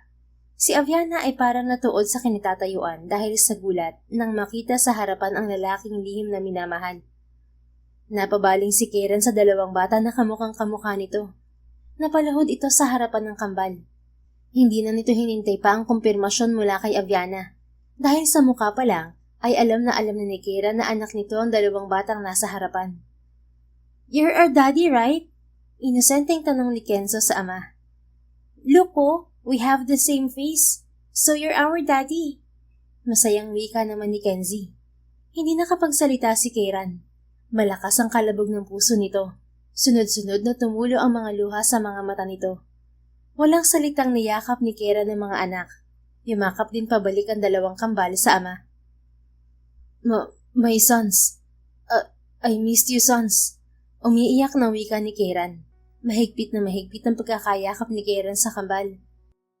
We miss you too, Daddy. You love us, right? Tanong ni Kenzie. Oo nga po. Do you love us? And si Mami rin po? Segunda ni Kenzo. Bumitiw sa pagkakayakap si Kieran sa mga anak at tiningnan sa mga mata ang dalawang bata. Mga anak, love na love ko kayo. Kahit ngayon ko lang kayo nakita at nakasama, mahal ko na kagad kayo. At ang mami nyo. Tinignan ni Kieran sa mga mata si Aviana. Mahal ko ang mami nyo. Hindi niya lang ako hinayaan na ipakita at ipadamayin sa kanya. Madamdaming pahayag ni Kieran at muling tinignan ni Kieran ng mga anak at masuyong hinaplos ang buhok ng mga to. Talaga, Daddy? Love mo si Mami? Hindi makapaniwalang tanong ni Kenzo. Isang tango ang isinagot ni Kieran sa anak. Ibig sabihin, happy family na tayo? Titira na tayo sa iisang bahay? Excited namang tanong ni Kenzie. Habang si Aviana naman ay hindi malang nakapagsalita sa sinabi ni Kieran. Mahal niya ako? Paulit-ulit na tanong ni Aviana sa kanyang sarili. Tanungin natin ang mami niyo kung papayag siyang tumira kayo sa bahay ko. Aha? Kukunin mo ang mga anak ko? Agad na alma ni Aviana. No way! Bumalik ang diwa ni Aviana at mabilis na hinawakan sa kamay ang mga anak at inilayo kay Kieran. Hindi ko sila kukunin sa iyo, Aviana. At lalong hindi lang sila ang titira sa bahay ko dahil kasama ka. At bakit naman kami sasama sa'yo? Dahil mahal kita at may mga anak na tayo, kaya dapat lamang nabuo tayo. Hilda, ipasok mo muna ang mga bata sa loob. Mag-uusap lang kami ni Kiran. Seryosong utos ni Aviana sa kaibigan. Wait, Aviana. Is she your... Huwag mo na ituloy yung magiging tanong mo, Mr. Monreal. Because me and Aviana are friends. She's my best friend. Agap ni Hilda sa sinasabi ni Kiran. Kids, let's go inside. Hayaan muna natin ang mga magulang niyo na mag-usap. Let's eat merienda na lang. Wika ni Hilda at iginiya na papasok ng bahay ang dalawang bata. Si Aviana at Kiran naman ay naiwang tahimik. Anong ibig mong sabihin sa sinabi mo kanina, Kiran? Basag ni Aviana sa katahimikan. Wala tayong relasyon. At ang nangyari sa atin noon ay tawag lang ng mga laman. Nothing more. At sa tingin mo ay tawag lang talaga ng laman yun, Aviana? Wala ka man lang bang nararamdaman para sa akin? Saglit na natahimik si Aviana. Ayaw niyang umasa at masaktan. Oh, bakit ka natahimik? Dahil katulad ko ay may nararamdaman ka rin sa akin. Katulad ng sinabi ko kanina sa mga anak natin. Mahal kita, at yun ang totoo. Sinasabi mo lang yan upang hindi masaktan ang mga anak mo. Talagang mahal kita, Aviana. Just give me a chance para patunayan ko malinis sa totoong intensyon ko sa'yo. I love you. Matagal na. Nang mawala ka ng umaga na may nangyari sa atin sa ati, para na akong mababaliw kakahanap sa'yo. Ngunit wala na. Huli na ang lahat at tuluyan ka nang umalis sa buhay ko. Nagpabalik-balik ako sa address mo pero hindi ka na bumalik doon. Kaya ngayon na nakita kitang muli, gusto kong patunayan ang pagmamahal ko sa'yo, Aviana. May anak man tayo o wala, mahal pa rin kita. Puno ng pagmamahal ang boses ni Kiran. Hindi napigilan ni Aviana ang mapaiyak. Matagal na rin niyang kinikimkim ang pagmamahal para kay Kiran. At ngayon na nagtatapat na ito sa kanya, ay hindi na niya sasayangin pa ang ilang taong pagkakawalay nilang dalawa. Ayaw na niyang magpakipot pa, dahil mahal na mahal niya rin si Kiran. Handa ka bang patunayan ang pagmamahal mo sa akin? Gagawin mo talaga ang lahat? As in lahat-lahat? Paniniguradong tanong ni Aviana kay Kiran. Sunod-sunod na tumango si Kiran. Try me, Aviana. Gusto kong bumawi sa'yo. It's been 5 years na pinangarap kong makasama ka at alagaan. Kaya gagawin ko na yun ngayon sa inyo ng kambal natin. Sige, ligawan mo ako katulad ng panliligaw ng mga Ginoo sa mga binibini sa sinaunang panahon. Kaya mo kaya? Oo naman. Ako pa ba? Mag-iigib ako. Nagsisibak ng kahoy at magkukumpoy na rin ng mga gamit. Kayang-kaya ko yun. Kailangan din magsuot ka ng barong Tagalog. Biro ni Aviana kay Kiran. Kapag sinabi kong gagawin ko lahat, mapatunayan ko lang na mahal kita. Gagawin ko talaga lahat. Nakangiting wika ni Kiran kay Aviana. Okay, your time will start tomorrow.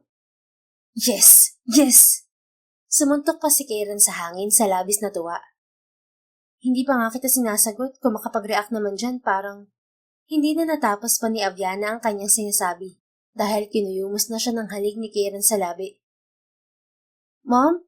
Oh my goodness! Kenzie, close your eyes! Malakas na sigaw ni Kenzo sa kakambal at mabilis na hinila pabalik sa loob ng bahay ang kapatid. Kahit alam ni na Kiran at Aviana na nakita sila ng kambal, ay hindi pa rin naghiwalay ang kanilang mga labi. Pareho silang sabik sa isa't isa.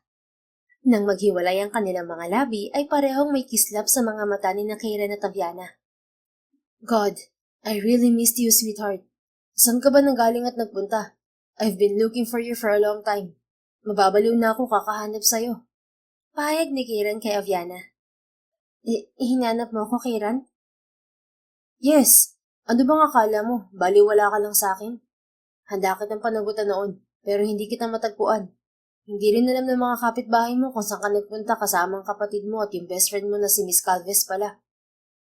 I'm sorry, Kiran. Akala ko ay wala lang sa'yo ang lahat, kaya hindi ako nagkalakas ng loob na magpaalam sa'yo noon. Tapos nagsunod-sunod pa ang problema ko. Kinailangang operahan ng kapatid ko. Kung sinabi mo lang sana, tinulungan sana kita. Mahal kita noon pa. Nagpipigil lang ako. Kahit masama ang ugali ko sa paningin mo, mahal kita. Kaya labis ako nasaktan nung iniwan mo ako. Binala ko naman magpaalam sa'yo noon at mag-resign. Kaya lang wala ng oras. Dumating at nagpakilala sa akin ng totoo kong ama. Dinala niya kami dito sa bahay niya habang naghihintay ng visa para maoperahan sa Amerika si Alvin. Si Hilda dito na rin tumira pagkaalis namin. Hindi ko na siya pinabalik dun sa inuupahan naming bahay. At ikinuwento pa ni Aviana ang lahat kay Kieran, maging ang pagbubuntis niya noon sa kambal. I'm sorry kung wala man lang ako nagawang tulong para sa'yo, Aviana. Kung alam ko lang, hindi ka sana mag-iisa na hinarapang responsibilidad sa anak natin. Hindi naman ako mag-isa, Kieran. Kasama ko naman si Hilda, saka si Alvin at si tatay. At huwag kang mag-guilty dahil wala ka namang kasalanan. Hindi mo naman alam na buntis ako. Mahal na mahal kita, Aviana. Salamat dahil kahit wala ako, hindi mo ko inilihim sa mga bata. Napakabuti mo. Mahal na mahal din kita, Kieran. Noon pa man may nararamdaman na rin ako sa'yo. Itinago ko lang kasi ang sobrang sungit mo sa akin noon Nakairap na wika ni Aviana. I'm sorry kung masungit ako noon. Babawi naman ako ngayon Baka nga sa susunod na may mangyari sa ating dalawa, hindi na kambal. Baka triplets na.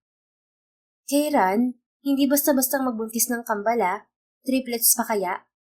Malakas na tumawa si Kieran. I'm just kidding. Niligawan muna kita katulad ng panliligaw ng mga Ginoo sa mga binibini nung sinaunang panahon. Ewan ko sa'yo. Tayo na nga sa loob at naghihintay ng mga anak natin sa atin. Ay, teka lang. Paano mo nga pala kami nahanap dito? Ilang araw pa lang kami sa Pinas Dahil kay Hilda, baby. Nagkamali siya ng video sa presentation at nagkakutub agad ako dahil kamukhang kamukha ko ang mga bata sa video. Nung kinakausap ko siya, todo iwas siya. Kaya I decided na buntutan ng kotse niya and I found you here. Thank goodness. Kaya pala. Akala ko naman nagpa-imbestiga ka. Coincident lang pala. Oops, teka lang. May tanong pa pala ako. Can you save it for later, baby? Ngayon na kita tatanungin, hindi na ako makahintay Okay, shoot. Bakit ang bilis mong tanggapin ng mga anak natin, Kieran? Ni hindi ka man lang nagalit sa akin sa paglalayo ko sa kanila sa'yo. Tinitigan ni Kieran ang mga mata ni Aviana bago sumagot. Kasi, alam kong pareho tayong hindi pa handa noong mga panahon na yun. At saka sobrang mahal kita para magalit ako sa'yo. Mas lamang ang pangungulila ko sa'yo, Aviana. Paano kung hindi tatanggapin ng kambal? Mga anak ko sila. Natural lang ang tanggapin ko sila dahil nanggaling sila sa semilya ko. Pabirong wika ni Kieran sa huling sinabi. Mahinang kinurot naman ni Aviana sa tagiliran si Kieran. Ewan ko sa'yo. Tayo na nga sa loob. Yes, Master. Master ka dyan. You're my queen and my master, Aviana. Hindi na lang nagsalita pa si Aviana dahil sa labis na sayang nararamdaman ng kanyang puso. Pagpasok ng dalawa sa loob ay nakita nila ang kanilang mga anak. Ang ngiti ng dalawa ay abot hanggang tenga. Kenzo? Kenzie? Bakit nandito kayong dalawa? Akala ko mag-play kayo. Tanong ni Aviana sa kambal. Mami, totoo ba narinig namin? Magkakaroon na kami ng kapatid? Triplets pa? Tanong ni Kenzo. Nalaki naman ang mga mata ni Aviana sa tanong ng anak, habang si Kieran ay malakas na natawa. Mga anak, mali ang narinig niyo. At sa susunod, huwag makinig sa usapan ng may usapan. Naiintindihan niyo ba? Yes po, Mami. Panabay na sagot ng dalawang bata. Kinarga naman ni Kieran ang kambal at nagtungo sila sa playground. Makalipas ang ilang araw ay nagsimula na nga maligaw si Kieran kay Aviana. Nalaman din ni Kieran na si Aviana ang bagong CEO ng Lopez Enterprise. Kaya naman muling inalok ni Kieran ng deal si Aviana. Dahil naging maganda ang business proposal at presentation ni Kieran, ay inaprobahan ni Aviana ang pakikipag-deal sa Montreal Drink and Beverages Company. Kaya ngayon ay magkasangga na ang dalawang kumpanya. Isang buwan na rin nanliligaw si Kieran kay Aviana. At ngayong araw ang itinakda ni Kieran upang surpresahin si Aviana sa isang harana. Katulad ng sinaunang panahon ay dapat sa bintana siya manghaharana. Ito na ang barong na isusuot ko. Pakiayos na rin ang aking buhok. Utos ni Kieran sa kanyang hairdresser. Sige po sir, pang sinaunang panahon din po ba ang estilo ng buhok mo? Yes please. Mabilis na inayos ng hairdresser ang buhok ni Kieran. Habang si Hilda ay inihanda na rin si Aviana para sa sorpresa ni Kieran. Best, ang ganda-ganda mo sa suot mong kimono. Dalagang Pilipina ka ng tunay. Nakangiting wika ni Hilda sa kaibigan. Para saan ba to, Hilda? May pa lang ngayon at hindi August. Anong meron sa suot ko na to? Nakasimangot na tanong ni Aviana. Gusto kitang gawing model para sa buwan ng wika. Advance lang talaga ako. Ang galing! Hindi mo lang ako na-inform ng maaga. Teka, ang mga bata nasaan? Nasa ama nila. What? Bakit hindi nagpaalam si Karen sa akin? Hayaan mo muna silang makapag-bonding. Anong oras ba ito matatapos? Basta, ako ang bahala sa'yo, sagot kita. Wala na naman ako magagawa eh. Napangiti na lang si Hilda at mabilis na inayos ang muka at buhok ni Aviana. Makalipas ang ilang minuto ay nagsimula ng mangharana si Karen kay Aviana. Kinanta ni Karen ang Pangako by Kyushi. Mabilis na tumingin sa baba ng bintana si Aviana. Natutok niya ang kanyang bibig habang pinagmamasdan si Karen na kumakanta at nasa tabi nito ang dalawang anak nila. Todo porma din ang dalawang bata sa suot na barong Tagalog. Hanggang sa natapos sa pagkanta si Karen ay hindi bumibitaw ng tingin si Aviana sa lalaking mahal na mahal niya. Sintonado ang boses ni Karen, ngunit kahit ganoon, ay para kay Aviana ay maganda pa rin ang boses nito. Aviana Mataimtim Lopez, will you be my partner for the rest of our lives? Tanong ni Karen kay Aviana pagkatapos na kumanta. Nakatingala ito sa babaeng pinakamamahal. Sunod-sunod na tumulo ang luha sa mga mata ni Aviana at sunod-sunod din na tumango. Oo, payag ako maging partner mo hanggang sa huling hininga ng buhay natin, Karen. Nakangiting sagot ni Aviana. Yes! Yuhu! Masayang sigaw ni Karen. Mga anak, papakasal na kami ng mami nyo. Nagtatatalong baling ito sa kambal na tuwang-tuwa din sa mga sandaling yon. Ibababa ako ng hagdan, okay? Wika ni Hilda at saka inihagis ang isang hagdan na yari sa tali at kahoy. Mabilis na umakyat si Karen sa hagdan, paakyat sa bintana ni Aviana. Imbis na mainis dahil sa ginawa ni Karen ay natawa pa si Aviana. Nagmukha kang si Spider-Man komento ni Aviana sa ginawa ni Karen. Basta para sa'yo, kahit anong superhero pa yan, kayang-kaya kong gayahin. Yabang mo talaga. Go Daddy, para sa triplets! Panabay na sigaw ni Kenzo at Kenzie sa ama.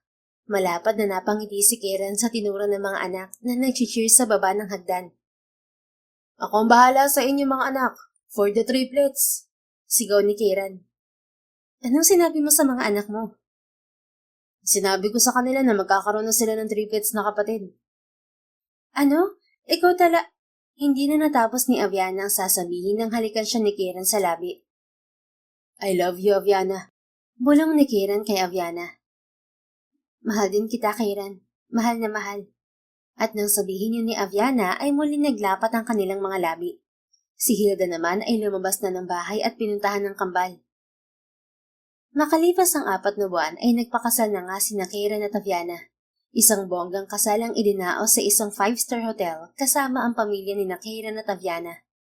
Umuwi ng Pilipinas ang ama at kapatid ni Aviana mula sa Amerika. Masayang masaya rin sina Kenzo at Kenzie dahil sa wakas ay magiging isa na silang pamilya.